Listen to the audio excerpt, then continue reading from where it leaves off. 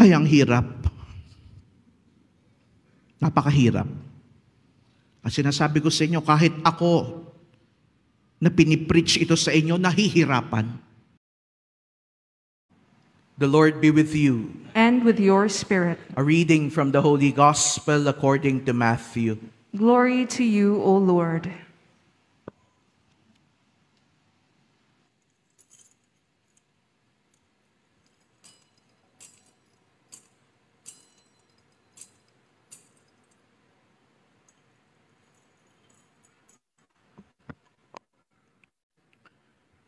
When the Pharisees heard that Jesus had silenced the Sadducees, they gathered together, and one of them, a scholar of the law, tested him by asking, "Teacher, which commandment in the law is the greatest?" He said to him, "You shall love the Lord your God with all your heart, with all your soul, and with all your mind. This is the greatest and the first commandment. The second is like it. You shall love your neighbor as yourself. The whole law and the prophets depend on these two commandments." Friends, the Gospel of the Lord. Praise to you, Lord Jesus Christ. Please be seated. My dear brothers and sisters in Christ, magandang hapon po sa inyong lahat. Parang wala kayong gana, long weekend pa naman. Pakibate ang iyong katabi, magandang hapon. Oo. Pakisabi sa iyong katabi, Blessed Sunday. Mas malakas, Blessed Sunday. We are all blessed this Sunday. Amen? Palakpakan natin ang Panginoon. In the name of the Chapel of Our Lady of the Most Holy Rosary here at SM Grand Central, I thank all of you for joining us in our Mass on this 30th Sunday in Ordinary Time. Kaninang umaga pagising ko, sabi ko sa sarili ko, konti lang siguro magsisimba sa SM kasi maraming taong magbabakasyon kasi long weekend. Pero nagkamali ako. Puno pa din ang ating chapel. Salamat sa Diyos.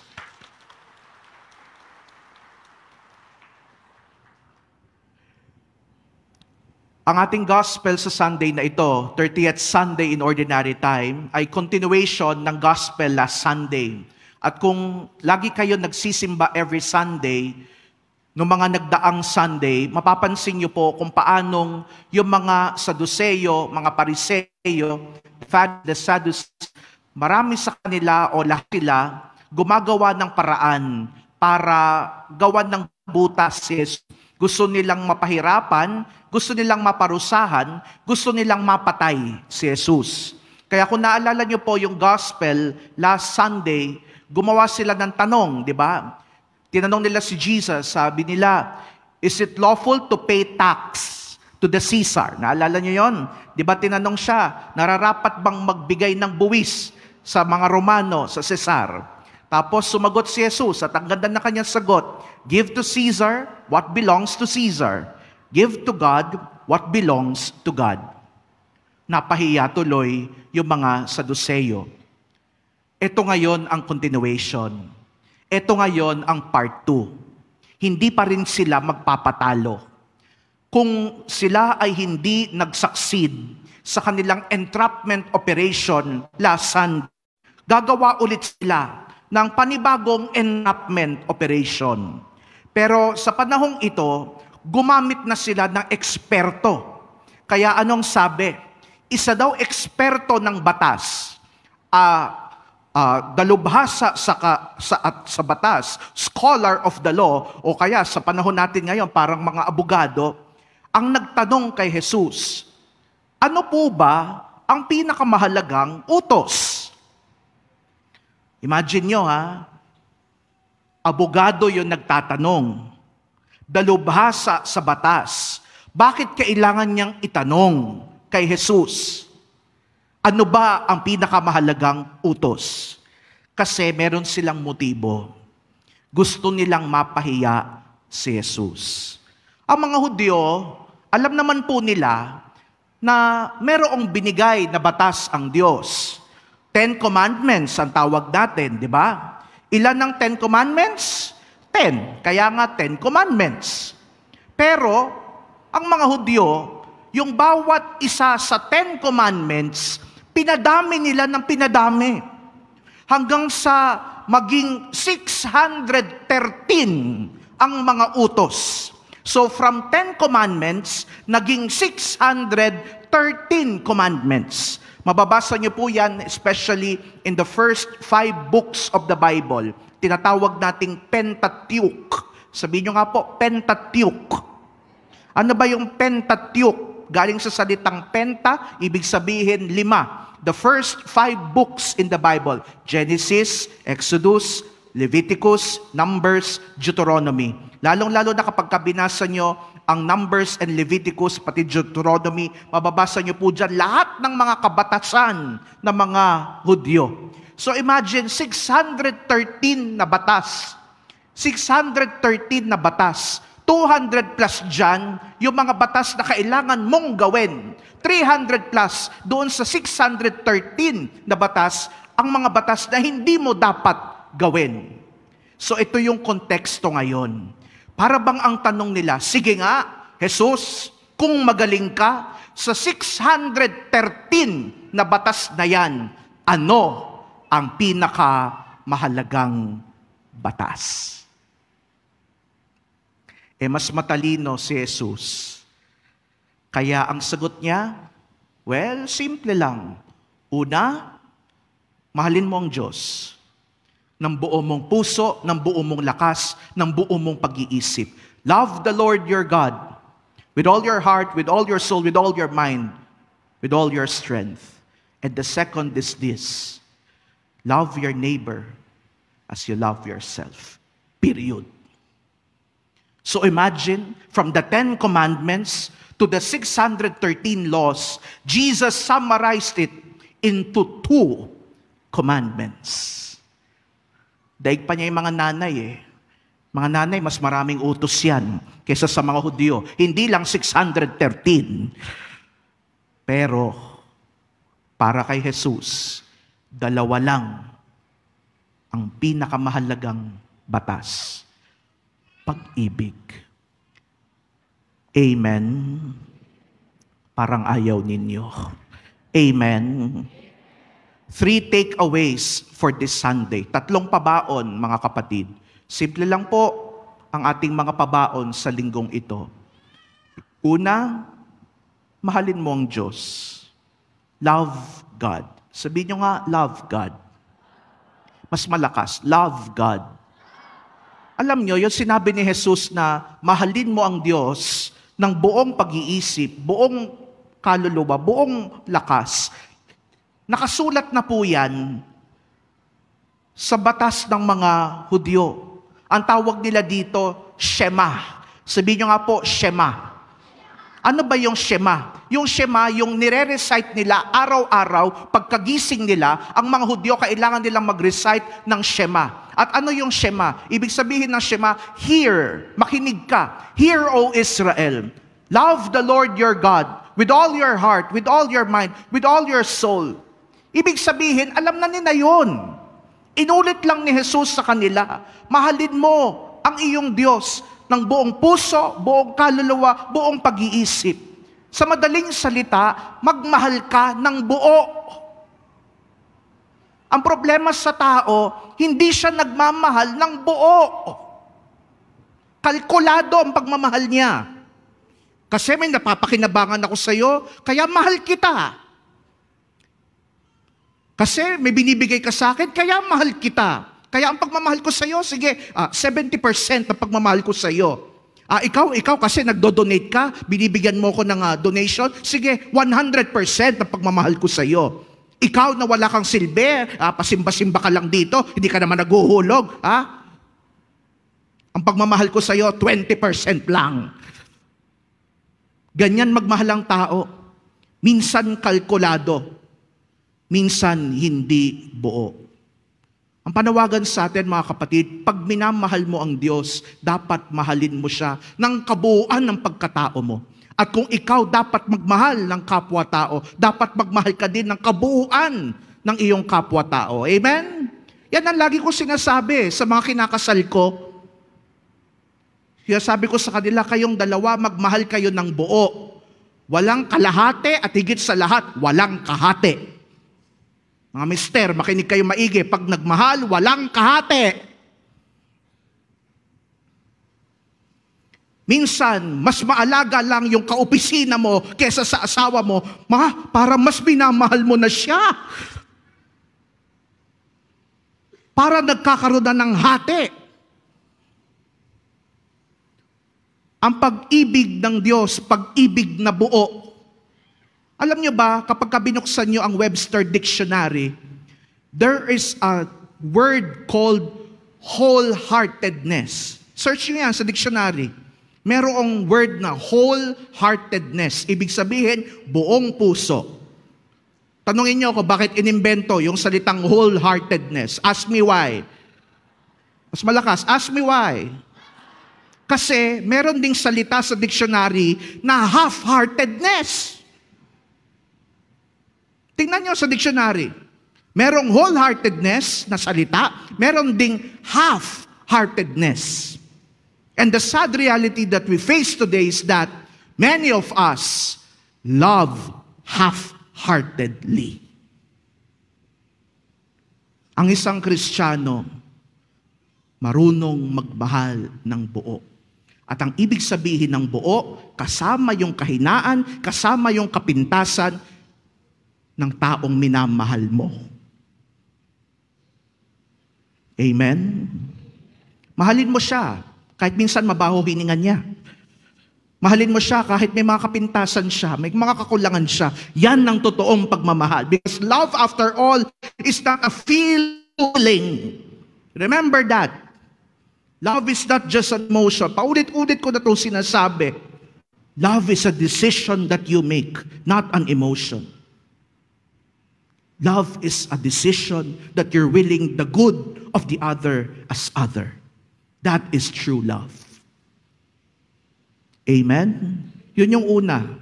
Love God. Sabihin nyo nga po, love God. Magmahal ng buo. Pangalawa, of course, love your neighbor. Sabihin nyo nga po, love your neighbor. Mahalin mo.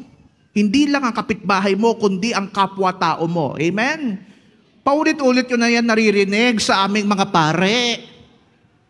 Mahalin mo ang kapwa mo. Pero minsan kahit kami mga pare, guilty kami dyan. Kasi hindi rin namin mahal ang ibang kapwa namin. Minsan nga kapwa namin pare, kagalit namin eh.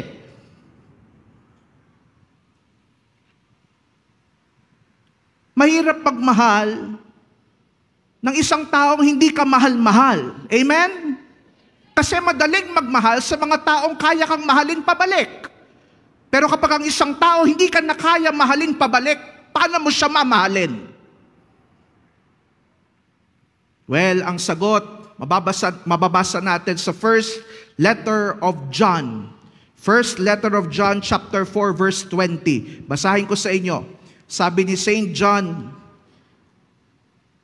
if anyone says, I love God, but hates his brother or sister, is a liar. Tagalogin natin. Sabi ni San Juan, kung sino man ang nagsasabing mahal ko ang Diyos, pero kinapopootan ang kanyang kapatid, ay sinungaling. Hindi pwedeng sabihin mo, love ko si Lord, amen, praise the Lord. Pero pagtapos mo mag-praise the Lord, minumura mo yung kapitbahay mo. Hindi pwedeng mag-share ka ng mga Bible quotes sa Facebook at sasabihin mo, Blessed Sunday, pero pagpunta mo sa Messenger, meron kang group chat na sinisiraan mo yung iyong katrabaho. Hindi pwedeng pagsabayin ng dalawang yan. Hindi mo pwedeng sabihin, mahal mo si Lord pero galit ka sa kapwa mo. Dapat kapag mahal mo ang kapwa mo, sigurado ka dapat na mahal mo si Lord. And vice versa. Kung mahal mo si Lord, dapat mahal mo din ang kapwa mo. Amen? Ay, ang hirap. Napakahirap. At sinasabi ko sa inyo, kahit ako na pinipreach ito sa inyo, nahihirapan. Pero ito ang hamon sa ating mga Kristiyano. Hindi lang magmahal ng buo, kundi mahalin ang kapwa-tao tulad ng pagmamahal ng Diyos sa atin. It is only then that you can love truly when you have experienced being loved. Ask yourself, what is my capacity to love? Tingnan mo nga yung katabi mo. Mahal mo ba yan? Nagdududa yung iba. Mamahalin mo yan kasi mamahalin yan. Amen? Gusto ko yung salitang yun mahal dahil mamahalin. Kapag mamahalin ng isang bagay, inaalagaan mo kasi mamahalin Pero higit sa mga bagay, ang mga tao, lalong-lalo na mga kapamilya mo at kaibigan mo, mamahalin yan. They are precious. At kapag kamamahalin sila, tunay mo silang mamahalin. Amen? Palakpakan natin ang Panginoon. Third and last reflection is to love also yourself. Sabihin nyo nga po, love yourself. So kanina, ano yung una? Love God. Pangalawa, love your neighbor. Panghuli, love yourself. Now, don't get me wrong. It is Jesus who said, love your neighbor as you love yourself. That is the basis of your love for your neighbor. Na ang basehan ng iyong pagmamahal sa kapwa-tao mo ay ang pagmamahal mo sa sarili mo. Question, paano ka magmamahal ng kapwa-tao kung hindi mo mahal ang sarili mo? Mahalaga na mahalin ng sarili. Amen? Pero kapag ka nasobrahan ng pagmamahal sa sarili, delikado yan. Narcissism ang tawag dyan. Alam niyo yun, narcissism? Si Narcissus, kilala niyo? Napakagwapo niya. Sobrang gwapo niya. Tapos isang araw, nakita niya yung sarili niya sa tubig. Nakita niya yung reflection niya sa tubig. Sabi niya sa sarili niya, wow, ang gwapo-gwapo ko. At sa sobrang nahumaling siya sa sarili niya, tumalon siya sa tubig. Narcissism ang tawag dyan. Anong punto ko dito, mga kapatid? Simple lang po. Na bago ka magmahal ng kapwa mo, bago mo alagaan yung kapwa mo, siguraduhin mo, naalagaan mo rin ang sarili mo. Amen? Mga nanay, mga tatay, pakiusap ko, hindi masamang maghanap buhay. Pero kapag kahanap buhay na lang ang ginagawa mo at napapabayaan mo ang kalusugan mo, paano mo pa masasabing mahal mo talaga ang pamilya mo? Kung pinababayaan mo ang sarili mo, amen? Mga magjowa. Saan ang mga magjowa dito? Lang aamin. Ha? Kapag kang jowa, naging Diyos, na para bang kapit ka, nakapit sa jowa mo. Pupunta, kailangan nandun. At wala ka ng oras para sa sarili mo, delikado yan. Sigurado ko maghihiwalay kayo. Tunay kang makakapagmahal ng husto sa iyong kapwa-tao kapag ka merong kang panahong mahalin ang sarili mo. Brothers and sisters, it is only when you have a genuine love for yourself that you can love others genuinely. Ulitin ko It is only when you have a genuine love for yourself that you can love others genuinely. Amen? Self-care ang tawag dyan. Self-love. Treat yourself once in a while. Kailangan natin yan. Father, hindi ba masyadong selfish yan? Hindi ba masyadong makasarili yan kapag ka sumobra? Pero kapag ka mong alagaan ng sarili mo, Yan isang paraan para tunay mong mahal mo ang kapwa mo. Amen?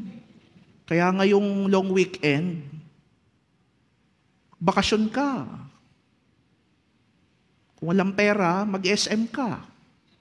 Punta mo si Father Paul. Pakainin mo.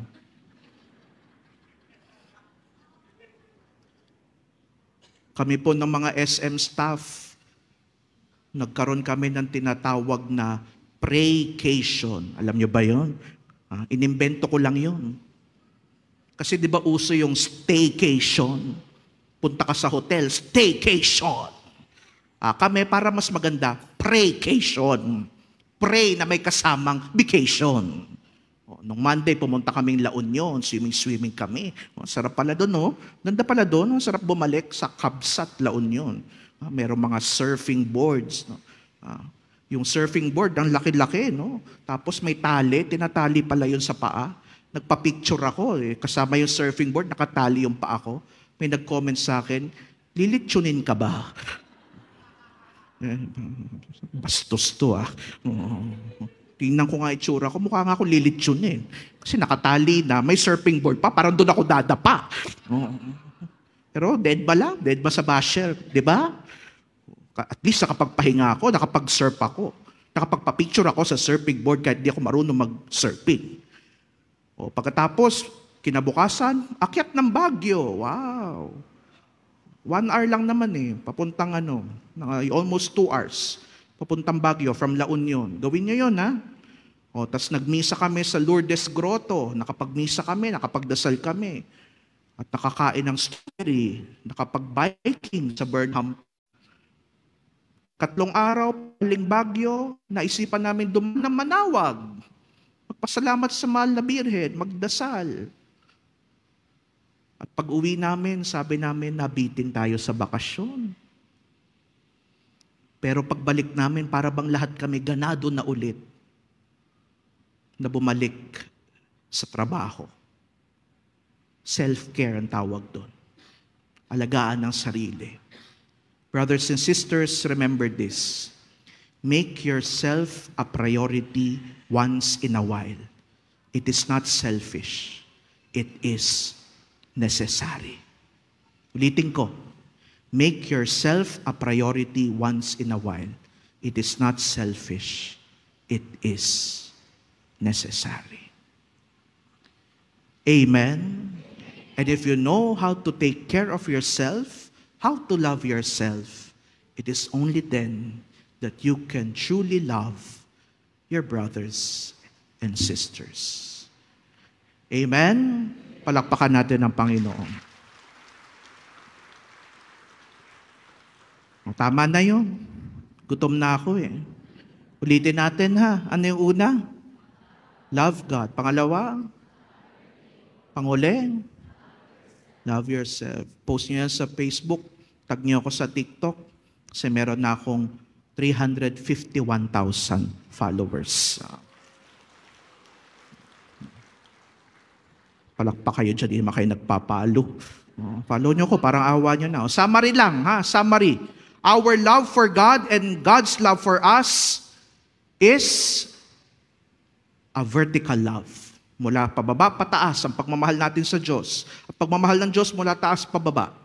And our love for others, horizontal love. Now, if this horizontal and vertical love meet, well, we have the image of the cross. And that is the summary of the greatest commandment. Jesus, the cross, is the symbol of love. Love for God and love for neighbor. Amen? Wakasan ko sa isang kwento, okay lang ba? Wala naman kayo magagawa, no? Tuwing weekday po kasi, nagmimisa pa rin ako dito pag 12:15. At alam nyo, kapag nag-iikot-ikot ako minsan, maraming mga tao, napapansin ko, may kanya-kanyang mga pinagdadaanan.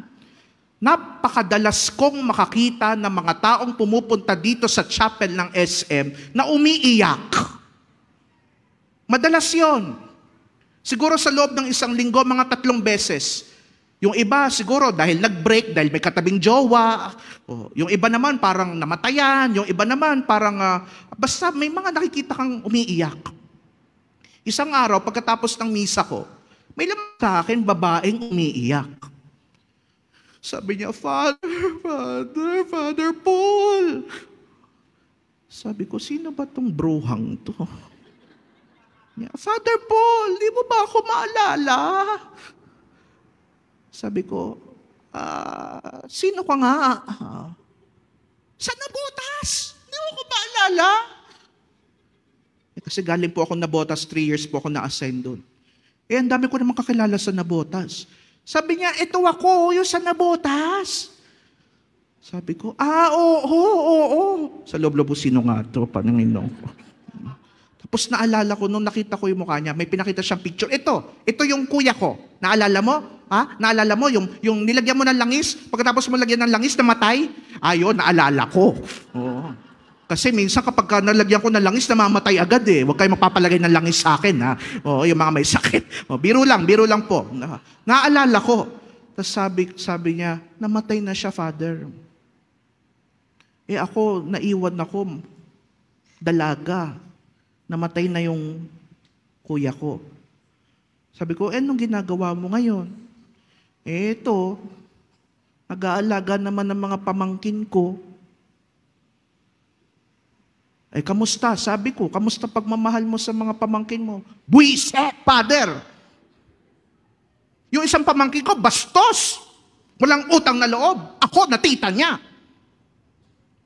Ginawa ko lahat. Pati pang matrikula niya, ako nagbabayad kasi yung mga magulang niya pabaya. Pero ito pa ang kapalit. Pagdasal niyo ako, Father. Nahihirapan na ako eh. Sabi ko, ba't ka nasa SM? Sabi niya, tumakas lang ako. Kasi pagod na ako sa bahay eh. Tapos makikita ko pa yung mga pamangkin ko. Nag-alaga na nga ako na may sakit, namatay na. Ito naman, mga pamangkin. Kaya sabi ko sa sarili ko, pupunta na lang ako muna ng SM Grand Central. Kakain ako sa Kabalen. Kasi eat all you can dun eh. Sabi ko sa kanya, buti na lang lumapit ka sa akin. Hindi pa rin ako kumakain eh. 12:00 na, tapos na misa. Dinala niya ako sa Kabalen. Sarap. Very good. At sabi niya sa akin, alam mo, Father, ang sarap mo kumain. Pero Father, salamat po. Kasi sa kabila ng pagod ko at pagbubuhos ng sarili ko, sa kuya ko at mga pamangkin ko, na-realize ko, kailangan ko ling aragaan ang sarili ko. Totoo pala, Father, merong Diyos. At sabi ko sa kanya, oo, merong Diyos. Siya ang nagdala sa atin sa Kabalen ngayon. Pero gusto kong sabihin sa iyo, totoong may Diyos. Kasi marunong kang magmahal. At yung pagmamahal mo, yung pag-ibig mo, hindi lang sa kuya mo, hindi lang sa mga pamangkin mo, kundi pati yung pag-ibig mo sa sarili mo. Lahat ng yan ay Diyos. Bakit? Dahil lang Diyos ay pag-ibig. Amen? Tatahimik tayo sandali. Let us pause for a while and let us all remember the loves of our lives. Sino ba yung love of your life? And as you remember the faces of those people whom you call the love of your life, as you remember their faces, living or dead, present or not, abroad or here in the Philippines, as you remember the faces of the love of your lives, remember Jesus.